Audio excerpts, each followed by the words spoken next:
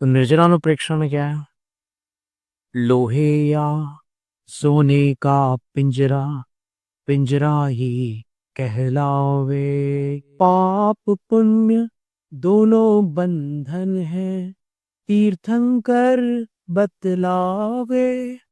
जो कांटे से निकले कांटा, त्यों शुभ अशुभ हटावे। ए लक्ष्य रही बस आत्म शोधन, तब तप कर झड़ावे।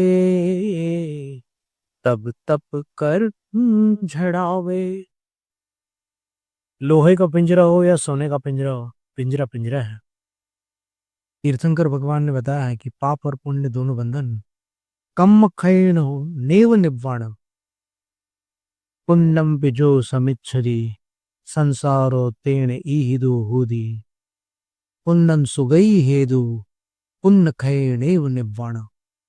कार्तिकेय अनुप्रेक्षा की गाथा है कि पुण्य की कामना करने वाला संसार की कामना करता है, क्योंकि पुण्य से आपको सदगति मिल सकती है, मुक्ति नहीं मिल सकती। पुण्य और पाप जब दोनों प्रकार के कर्मों से जीव मुक्त होता है, तभी सिद्ध पद की प्राप्ति होती है।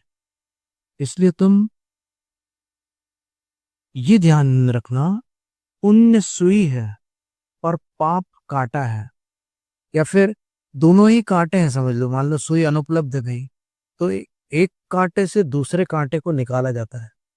पाप का कांटा कैसे निकलेगा? पुण्य के कांटे से।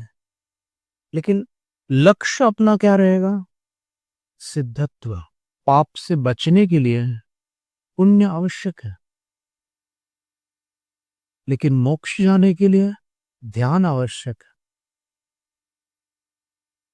तो इतना ध्यान रखना है। और जब आत्मशोधन का लक्ष्य बन जाता है, तब अपन जो भी क्रिया करते हैं, शुभ हो शुद्ध हो, निर्जरा तो साथ में होती ही है।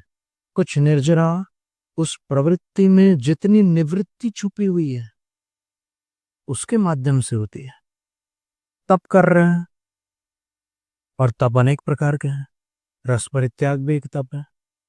तो रस परित्याग करके आप भोजन ले रहे हैं, तो जो भोजन ले रहे हैं उससे तो आश्रय हो रहा है, लेकिन भोजन में जो त्याग किया हुआ है आपने, उससे निर्जरा हो रही है।